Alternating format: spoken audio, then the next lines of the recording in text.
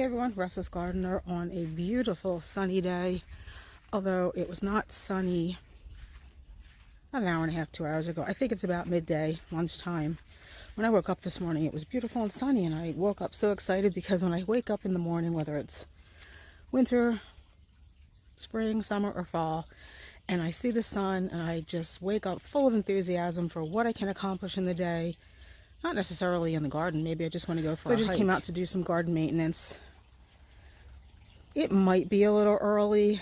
I mean, our falls are definitely getting longer, but some things just need to be cut back. I cut the sneeze weeds back that we had planted both in our rain garden and on the berm. Don't know if you watched a video from earlier. We had transplanted sneeze weeds from right here on the planting bed on top of this retaining wall. And we wanted to put the penniseanums in here, the lemon squeeze, so we took out everything that was here, which were prairie drop seeds and sneeze weeds. I'll try to get the names of the sneeze weeds for you, but if you're in a climate where sneeze weeds look good for you all season long, good for you. I'm jealous. Ours do not. They tend to go crispy and brown by this time of the year, which is why, even though they're out of sight now where they are, I wanted to get them cut. So that leads me really to the purpose of this video. I'm not going to take you around and show you my maintenance. That's just not really what I want this channel to be about. But I'm going to attempt to do a video on my garden fails and successes. I don't necessarily have a number in mind for each. So I'm just going to go through and show you a few in the hopes that maybe you'll learn something from it. So I'm going to say my first garden fail is sneeze weeds, because this is what they've looked like. Now granted, we did transplant these, but even still, usually by the end of August, early September, this is what ours look like, just crispy. Now they do have basil foliage, which I kept, and that's just the way it is with sneeze weeds, but mine bloom, and then they quickly go downhill, which is a shame because I've seen pictures of sneeze weeds just glorious at this time of the year, and I really am jealous. So I have several different kinds of sneeze weeds, and I cut back most of them today. We have these ones, which again, I'm not sure of the variety. I will insert a picture of what they look like when they are in full glory. And then they quickly go downhill. And then we have the variety I do know is called Flammenspiel, which is a really, really tall one with pretty orange flowers. I cut those down too. And actually, I'll take you up there and show you. Just for the last probably month or so, they've just been all lying on the ground, which is not an attractive look, which is why I'm categorizing sneeze weeds as a fail for me. Again, even though they're up in the rain garden, which for the most part, yes, we do see it from the house, but we don't really see what's in the rain garden. But they've just been so floppy. So I cut them down. We have 7 in here. I'm not sure if we lost one because the packer is really taken over. But here's where the 5 were that we transplanted from the top of our retaining wall bed. So as you can see, I cut those back really hard. See if I can turn you around here. I mean, you can see down there the basil foliage, but you also see all the brown stems. And the cut one that I just showed you down on the bench is what these all looked like. So, not really attractive. And in here, so you can see this big blank spot. Let me see if I can move this grass. This area was where the Flammenspiel sneeze weeds were, and they can be 6 to 7 feet tall. This year they just laid all on the ground. And I'm not sure why. It does get a fair amount of sun in here. They are a full sun plant, but again, you can kind of see where they were. I'm not even sure, to be quite honest with you, if we still have 7 in here. There might be 5 or 6. 1, 2, 3, 4. No, there might be 7, but you can see this Pacora. That it's great ground cover. It's a native, but it really does take over. So I don't know if that's starting to infringe on the sneeze weeds. Well, clearly not the ones over here, but anyway, I would consider sneeze weeds, at least for me. I am in zone 7A, southeastern Pennsylvania. Maybe it's just a little too humid here for them because they tend to go black and crispy really quickly. So maybe if you were in a different climate, like I said, I'm jealous because they do look glorious for some people. So we are up in what is a newer area, and it's a mostly shady area, although at different times of the year it does get sun from different angles. And this is where my next fail is, which is Geranium Razan. You can see it's definitely not the beautiful clumps I planted, and I can show you a picture of those as well. So there's a clump here, there's a clump here, and there is what's remaining of a clump here. I do see, I think I see some new growth. Tiny little leaves there. I don't know if that's coming from the Rosanna or not. Now, I don't know why I thought they were more shade tolerant. So that is 100% completely my fault. Geranium Razans, they are beautiful, perennial geranium, and if you have them in full sun, they will really shine in the garden. But for me, because I planted them in the wrong location, they are a fail. I think, should they come back next year, which I think at least the two will. I really don't know about this third one. Hopefully it does. We will transplant them someplace in a little bit more sunny location, which I'm not sure where that's going to be right now. But so that is my second garden fail. Going to walk back down to the area inside the fence, which I've been showing a lot lately, for my third garden fail. Maybe we'll keep that at 3. So what I'm going to show you has been in the ground for at least a couple of years, and for me, they just, I don't know, they just do not work, even though it's a native tree. Some of you might already know what I'm talking about, because I have had it in a video. I think at least the last couple of times I've put vlogs out. It is going to be the Standing Ovation Serviceberry, which is right here. It's, I would say, probably 99% defoliated, and has been for at least since August, probably longer. And again, I don't know if it's the humidity. Serviceberries do not like humidity. They get cedar apple rust, and they get fire blight, and they get defoliated every year for me from Japanese beetles. And I'm not sure exactly which one of those issues is causing the problem with this plant.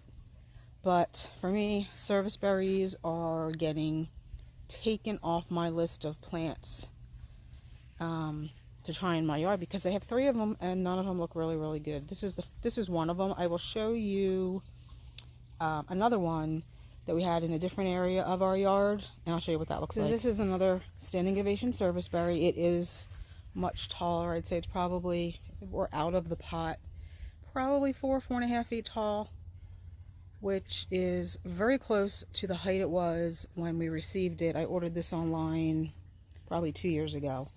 And again, you can see almost completely defoliated. There is some new growth in lots of spots. The berries are all crispy and dry. You could never use those for anything, and they almost always are. They just never really give me berries that I could actually use for anything. And there is a lot of growth that's coming out of the bottom, but again, this is just not the look I'm going for, and I'm suspecting this is not the look a lot of us are going for in our gardens. And while the Standing Ovation and Serviceberry in theory might be great, it's just not great here. So we replaced that with a red bud. I'll take you down and show you where this Serviceberry was and why it's really just not going to work for us. I had wanted something tall on this side of the house. I just thought we needed some height. Now we do have some height now with the Purple Pillar Roses of Sharon, which I've featured in my narrow privacy screening video. But I just thought outside, down here closer Well, outside of that area, on the opposite side of the path in the dry creek bed, it would be nice to have something tall, something native, and something pretty. I thought that standing ovation serviceberry was going to be it, but clearly it was not. So we put the flamethrower redbud here, which, and I think I explained in the video where I showcased this, this would not have been my first choice for this area because it is not going to stay nice and tall and narrow like the serviceberry. Clearly we do not have a lot of space on this side of the house, but I think the redbud's going to perform a lot better on this side. And should I find something tall and narrow that will work here, maybe we move the redbud again. So for garden successes, my first would be hydrangeas. I don't think many people can go wrong with hydrangeas. There is a hydrangea for every situation, and I've been planting quite a few of them this season. If you followed along, we planted Firelight Tidbit, we planted these little quick fires. We just recently planted Tiny Tough Stuff, and they all just really are still looking good. Here's the other little quick fire. You can see how deep pink those blooms are, and even the foliage has a little bit of a dark tinge on the ends, on the edges. So I think it's just a really nice look. Again, there is a hydrangea for every situation. Let's go down and see the Firelight Tidbits. Now I planted 4 of these. It's a little dark over here at the moment, but there's 2 Firelight Tidbits here with, again, 4 stages of blooms actually. Clearly that one is a new bud. This is a new flower. These flowers are in their pink stage, starting to go brown, and then we have some brown ones down there. This Firelight Tidbit has 2 stages of flowers. Well, I guess you could say 3, because that one's got new buds just starting to open up. 1 new flower, 1 newish flower, and then pink starting to go brown. These are small hydrangeas. So again, there is a hydrangea for everyone because those only get 2 to 3, well, 2 feet tall, 3 feet wide. The little quick fire, 3 to 5 feet tall and wide. And paniculata hydrangeas are easily prunable in the spring. They bloom on new wood, so if you wanted to size shape them, you could. I'm going to let mine get up to their full height and width in those locations. And let's go see the Tiny Tough Stuff that we just planted. Now these are not blooming, and I highly doubt we're going to get buds or blooms this year. It's so late in the season. But the foliage is still really pretty and green. A little bit of tinge on the edges of maybe burgundy. These will be perfect in this location because even in the summer it can be a little bit shadier in this bed at certain times of the day, and these are serrata hydrangeas, which do benefit from a little bit of shade. But they will only stay 18 to 24 inches tall and wide, which is perfect for here because I didn't want anything that was going to grow over the stone path. And it'll leave plenty of room in front for annuals or maybe some pretty heuchera. So those are the newest hydrangea additions. Let's take a look at another type of serrata hydrangea, and I know I've showed this in videos before. This is the Endless Summer Twist and Shout, and it's still putting on new buds. And the older buds are a really, really pretty purple, almost mauve. I don't know how well the camera is picking that up. This is what the flowers look like when they're newly opened. They're that beautiful, almost electric blue. And this is a big one. I've kind of had trouble keeping it in line, so I constantly come in here and prune it, which you can do. The Endless Summer series is an early bloomer and a late bloomer. So it blooms first on old wood, and then it blooms later on in the season on new wood, so you constantly have flowers. Now, if you're not bothered by losing that first flush of blooms, you could easily take these to the ground to size control them. And I might do that next spring because they do need to be a little bit shorter in here. because the poor rhododendrons back there need a break, and so do the hostas. But so that is another hydrangea, and this one gets almost no full sun, and it does exceedingly well here. Absolutely brilliant. And I have, let me think, one other type of, well, I do have some other hydrangeas up in that area. Native hydrangeas that are starting to go dormant already. I'm hoping that's not a bad sign. So I'm not going to show them, but there are just tons of hydrangeas. Here's some native hydrangeas I can show you. These are the lime rickeys we transplanted. This is the new one we obtained this year and planted, and this is really what it's going to look like. I think these ones got a little bit of transplant shock, so the leaves aren't that pretty blue-green, and the blooms are not quite as big as they were last year. And you can see how much bigger that bloom is compared to the smaller ones on the lime rickey. But the foliage really blue-green. This is a 4 to 5 foot tall wide. Now this one can take full sun. It's a hydrangea arborescens. And I feel like most hydrangea arborescens, at least once you get into the warmer climates, benefits from a little bit of shade. Ours do fine here because they do get, even though they get full sun in the morning and the afternoon, they get protection from that really, really hot sun.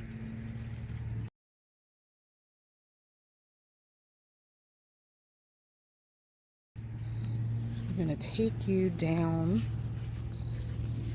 outside of the fence where I have, oh gosh, here's another one. I have so many hydrangeas, I forget how many I have.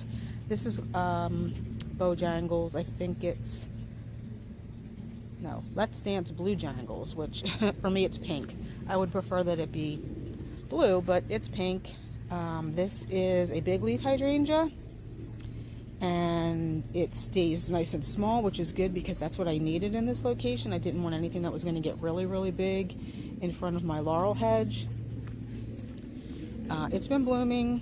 Now clearly the blooms are past their prime, but it has been blooming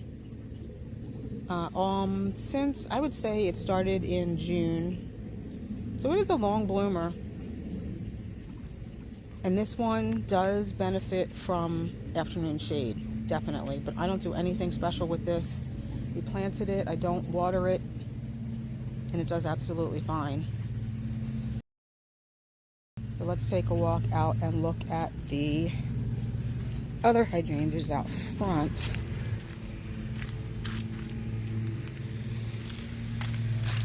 This hydrangea here is the Tough Stuff Aha. Now this one is a little bit smaller. It has challenges to deal with under the roots, under the canopy, I should say, of this huge Norway maple. And it's still doing okay. We have drip irrigation set up in this bed, so everything gets extra water because it is really, really difficult to grow anything under maples. But you can see the pretty, almost red color that the blooms age to. And I'll show you, we have two more in our front bed that are much bigger because they don't have that challenge of the maple roots. Oh, lots of cobwebs out here this morning. So clearly, you know, they're starting to turn color for the fall. But this is another one of those lace cap hydrangeas. Again, this is Tough Stuff Aha. I picked them because I wanted something in here that was going to stay small and could take a lot of shade. This bed is generally shady, and they do really well.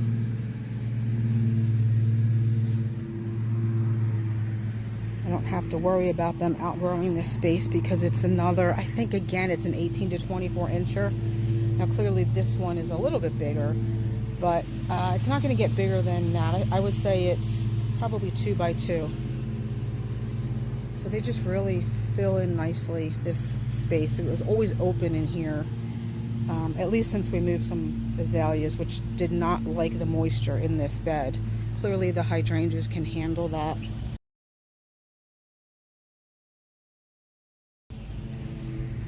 And we're back around front with two more firelight tidbits. Now this time of the year, these definitely do not get full sun. which is fine because all summer long they'll get full sun, and you can see they're still doing well. Now this is, you know, they've only been in the ground for 2 months, but they're still putting on new blooms. They have the pretty pink of the aging blooms.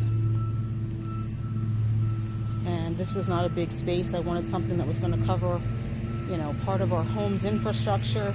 So they really worked well here. These will get wider and a little bit taller, so they will be perfect to hide this sewage pump grinder. So those are all definitely garden wins. Let's see what we can find as another garden win. So this St. John's wort Pinot Floralberry is definitely a garden win. We are in the middle of October, and you can see it's putting on pretty yellow flowers again. The foliage is a pretty blue-green. The berries are a peachy coral. You can see those taller branches here reaching up through the garden obelisk. That's all new growth. And again, this plant has not been in the ground long. I really wish I had gotten some more of these. Hopefully I'll be able to find some more in the garden centers next year, because I think I would like to put 1 or 2 here in front of the goldies. Since they don't get real big, they won't interfere. But again, in the middle of October, it's still going strong. And as you can see, it's not in sun right now. And even though this is a full sun plant, it's still putting on new blooms, still growing, and not, at least yet, bothered by any kind of pests or diseases. So just a beautiful addition to the garden, and I'd say that's a garden win this year.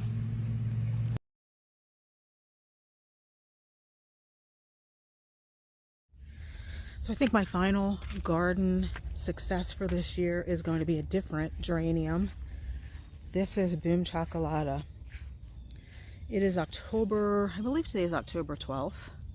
And it just started sending up new blooms on this plant about a week ago, on the second plant about 2 weeks ago. So anytime you can get a flower to bloom in mid-October is a win in my book. This has dark foliage again, which I love. And it has beautiful purple flowers, which I also love. And I didn't really think that it was going to bloom again, because again, at this time of the year, the lower part of my yard does not get as much sun as the upper part. But these have been doing great. I think I did cut them back kind of hard earlier in the season, and that did not really yield any more blooms for me. So I just let these go for the last few months, and again, just in the last couple of weeks, they started blooming again. And since it is such a brilliant purple, and again, I don't know if the camera is really picking up what a pretty purple that is. It's almost like an electric purple. I can really see these from the house. Now, we're not far from my house. Definitely not at the top of my property. This is just the second retaining wall bed.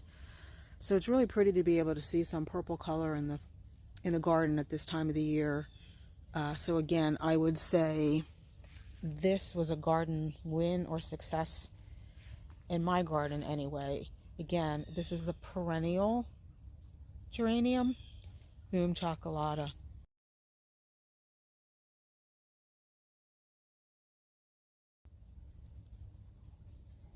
So I hope you enjoyed this video and learned something.